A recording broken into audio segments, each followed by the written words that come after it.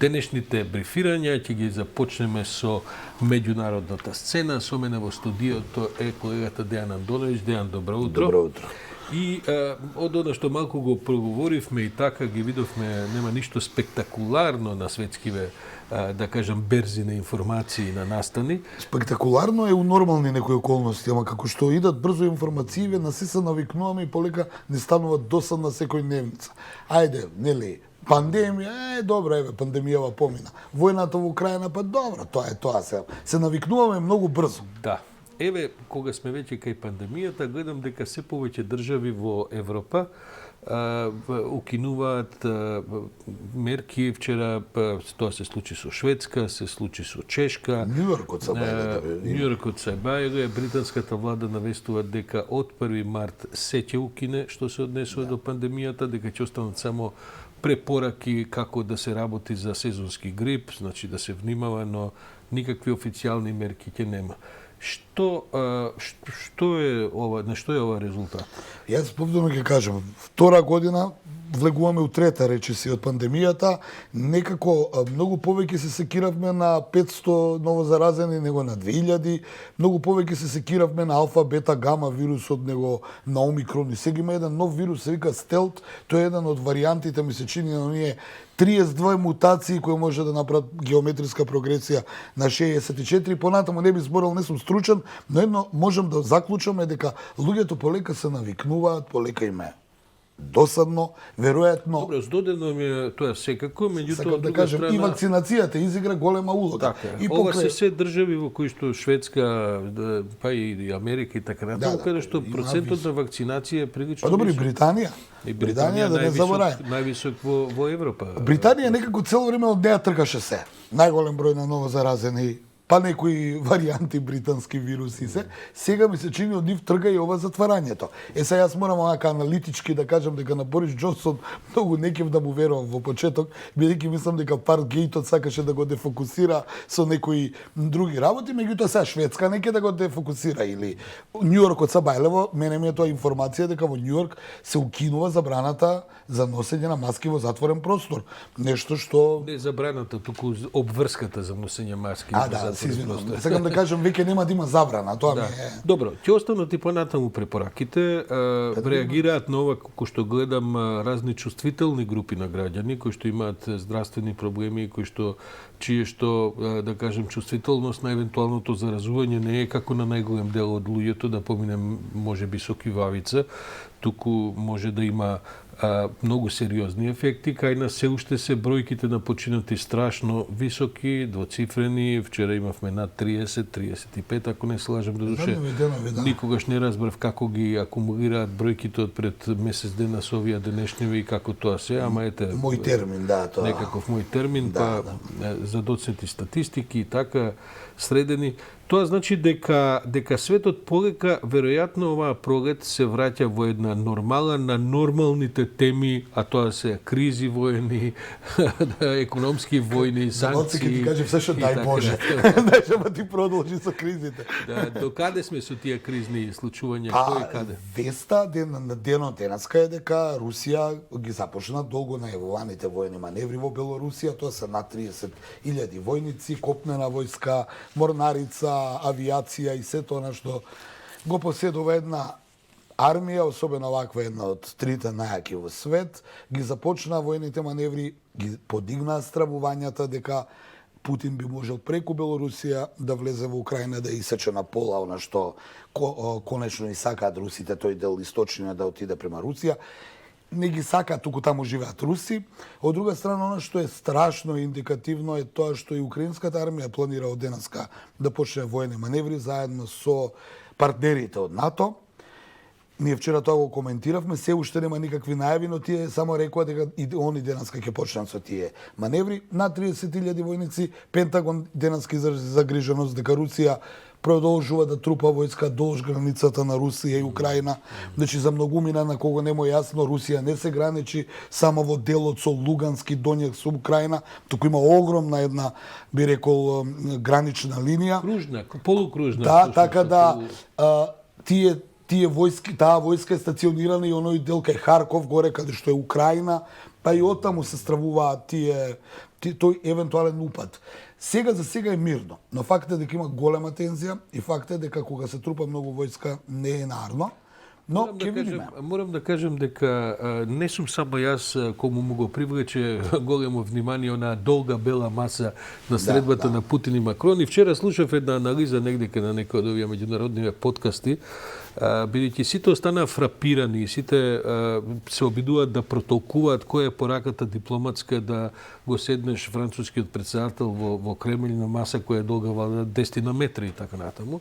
Меѓутоа, некои од аналитичарите што ги слушав велат дека тоа не е само Макрон во таа ситуација, туку неколку средби државни наназад Путин тоа го прави со таа маса и велат дека сепак за тоа се крие стравот на кабинетот на Путин од негова можна зараза од вирусов, дека тие мерки се многу строги во Кремљ. Раскажуваа новинари кои што биле на пресконференција, оние традиционални средби што ги прави Путин со новинари и така натаму, дека не само што мораш да имаш, не знам, 3 вакцини, 2 PCR тестови и така натаму, туку се едно ти мерат температури, те тераат на дистанци, немаш никаков контакт со рускиот претседател и така натаму. Сакам да кажам, веројатно понекогаш може и да се претера со некои символични гестови, нели бидејќи тоа не само ние, туку и половина од светот го толкуваше како известно, како да кажем, деградирање на Макрон во смисла да на позициите, дури и символично дека нема ништо да се договориме и ќе седиме на 10. Но ја не ми го исклучил тоа, сашто бидејќи сме во медиумите долги години, а и ти многу добро знаеме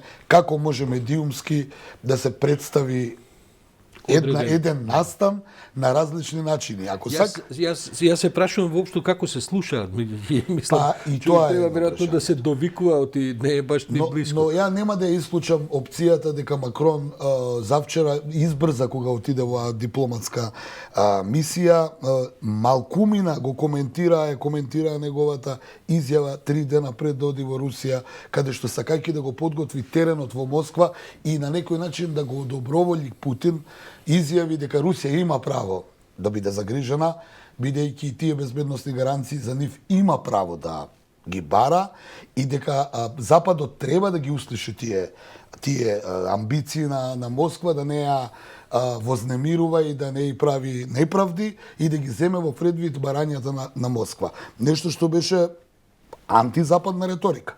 Тој ја подготви таа средба, отиде таму и се судри со онаа слика, ја и ти 2 дена што ја коментираме, една дистанца, каде што Путин после тоа изјави 2 работи. Првата работа беше не му ветив на Макрон, нека нема да реагираме воено, не му ветив, и второ, средбата беше окей, но ние остануваме на истите позиции, у превод џабе дојде.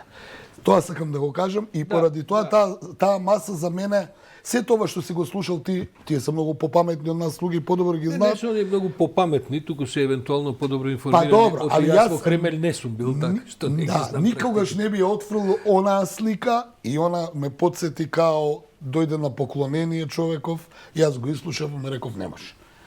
Да, добро. Малце го симплифицирав, но тоа е тоа. Во секој случај ова што го говориш останува да значи дека Русија реално врши воен притисок врз Украина. Таа закана и по зборовите на Путин е реална.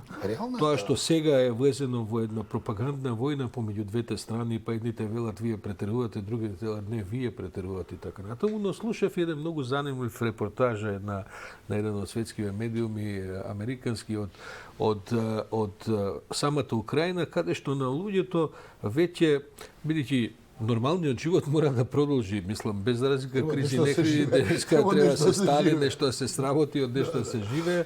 И тие велат, некои од тие интервјуираните, слушате, немаме веќе можност да бидеме нонстоп напнати. Да. Ако се случи нешто, се случи, ќе видиме што ќе правиме кога ќе се случи, ама до тогаш сакаме да живее нормално. Интересна е позицијата на Зеленски. Да. Човекот кој ние го коментиравме дека бил глумец, бил комичар, бил се и се што, и не би зборувал нешто многу за него. Она што за мене е позитивно изненадувачки е што тој задниве недела да апелира до сојузниците каде што сака да се интегрира Украина, значи НАТО и Европска унија, да би намале теа малце хистеријава, да, ние треба нешто живееме, сите акции ни падна, парите ни падна, немаме инвестиции, намалете, па не е толку тоа опасно со русите, дај да видиме што ќе биде понатаму. Значи ковидот го поминавме, Русија, Украина поминавме. Се, што е нашиот регион.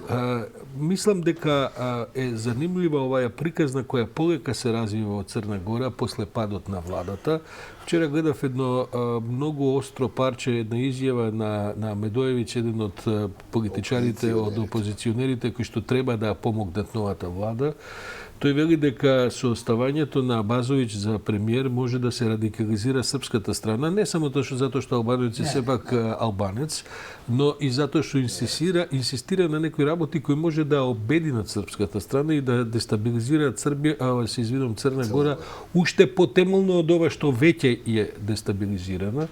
И ќе биде интересно да се види како таа нова влада сега ќе функционира, бидејќи е малцинска и треба поддршка од други невладени партнери во собранието на Црна Гора, а Базовиќ има, како да кажем, секако порадикална една агенда отколку од помалите партии, малцински би рекол, не е како албанец во Црна Гора, туку неговата партија е добро, мала. во сите символики веројатно за некои луѓе и тоа особено за србите тоа има едно и политичко значење, откако бе падна они како да не им пречеше што падна владата на Криво Капич, бидејќи ние го коментиравме тоа и самиот Криво Капич не ги исполни очекувањата на србите.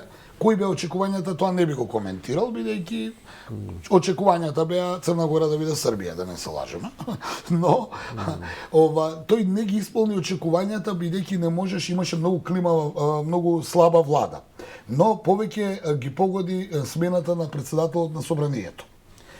И тука дојде до вчера, синоќ имаше протести во Подгорица, каде што од поддршката на актуелната влада на Криво Капич се смени риториката и скандирањето дека бараат воредни избори. Зошто ги бараат воредните избори? Бидејќи сметаат дека пред година дена победија, или овие партии ја формираа владата и повторно ќе победат, и не се согласуваат малцинската влада и да се врати партијата на Мило Ѓукановиќ, нешто против што се бореа политички изминатите години. Она што е добро во моментот е што е екстремно тензична состојбата во Црна Гора, но не е, значи, како да е под контрола.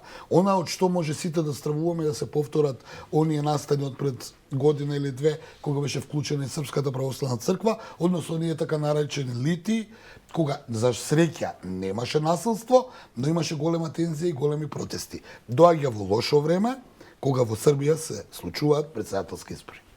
Да. Добро, Дејане, јас ти благодарам.